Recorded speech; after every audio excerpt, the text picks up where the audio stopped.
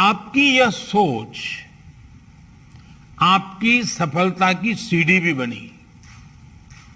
आज परिस्थितियों ने आपको अपनी क्षमताओं की नई तरह से परीक्षा देने का अवसर दिया है। अपने जिले की छोटी सी छोटी दिक्कत को दूर करने के लिए पूरी संवेदनशीलता के साथ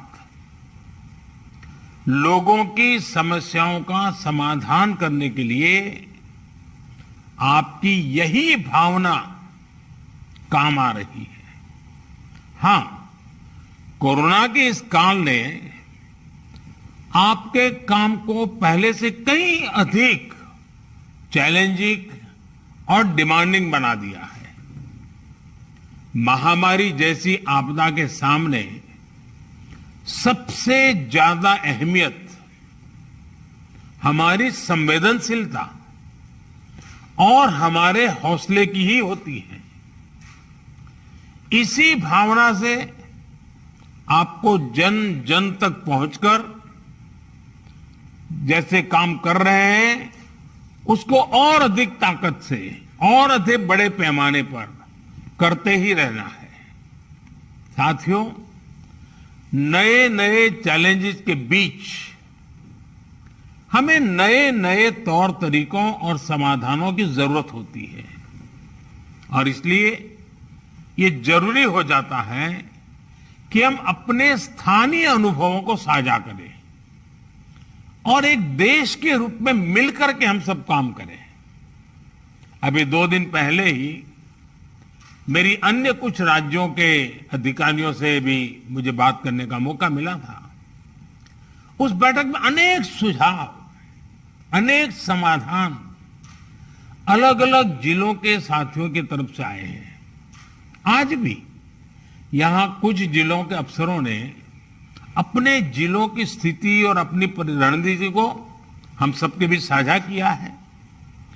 जब फील्ड पर मौजूद लोगों से बातचीत होती है तो ऐसी अभूतपूर्व परिस्थितियों से निपटने में बहुत अधिक मदद मिलती है।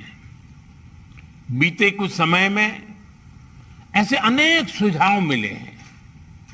अनेक जिलों में परिस्थिति के अनुसार कई इनोवेटिव तरीकों की भी जानकारी आप लोगों से मिली है।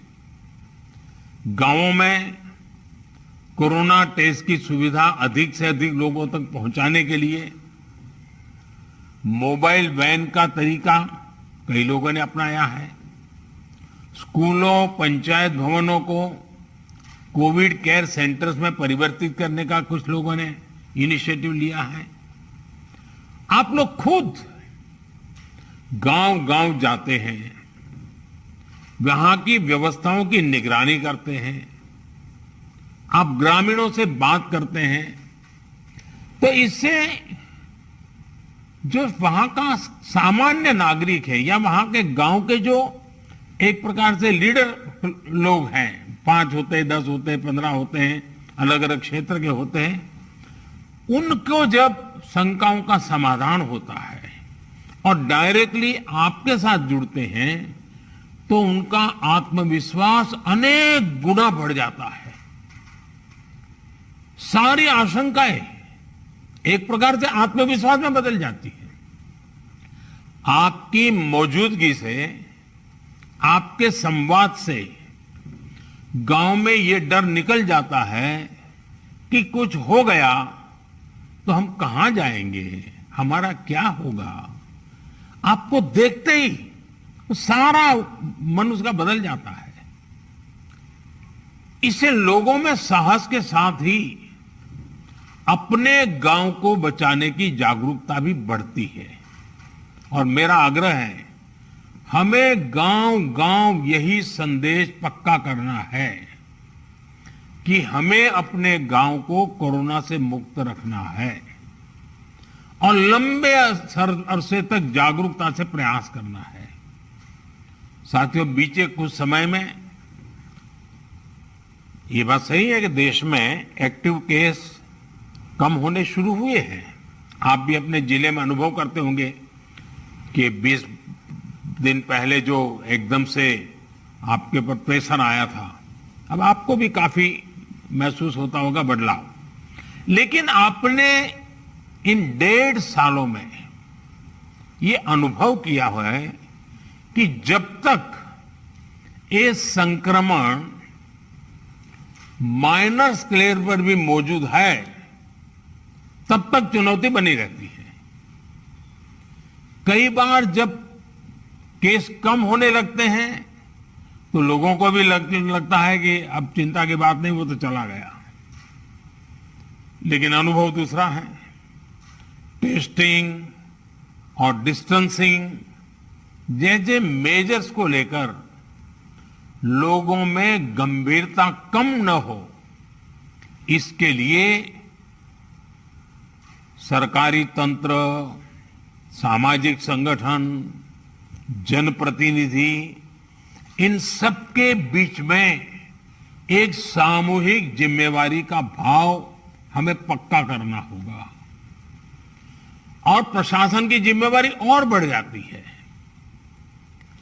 कोविड एप्रोप्रिएट बिहेवियर जैसे मास्क पहनना, हाथ धुलना, जब इनमें कोई कमी नहीं आती, आपके जिलों में, आपके जिलों के बाजारों में, गांवों में कम से कम होने के बाद भी लोग सभी दिशा निर्देशों का पालन करते हैं, तो ये कोरोना से लड़ाई में बहुत मदद करता है।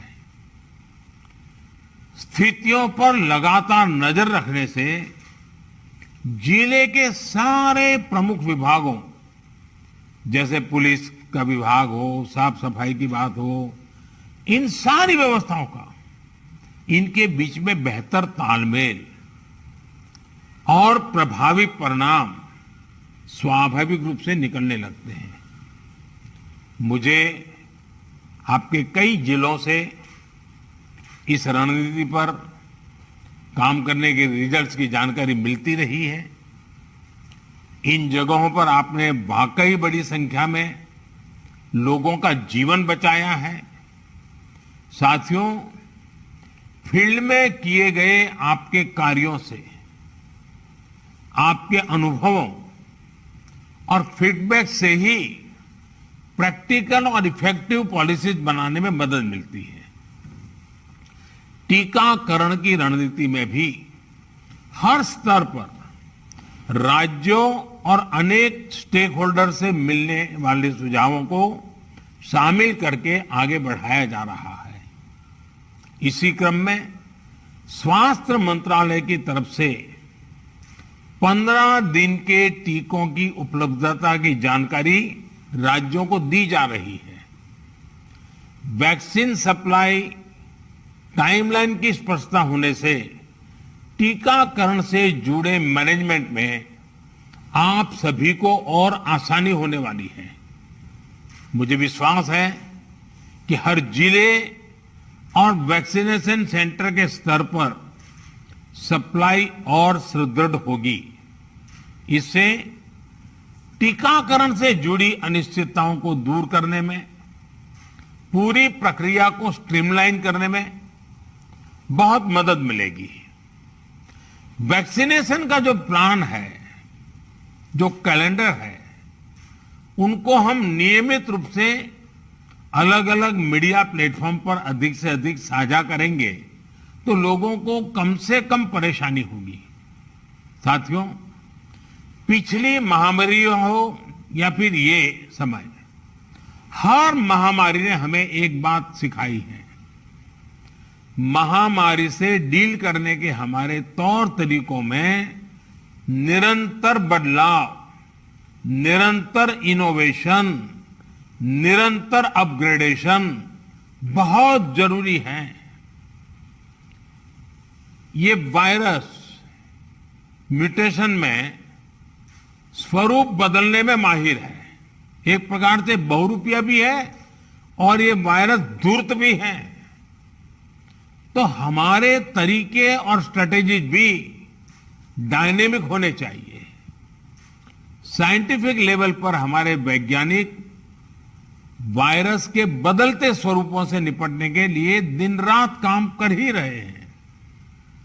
वैक्सीन बनाने से लेकर एसओपीज और नई ड्रग्स बनाने तक लगातार काम हो रहा है।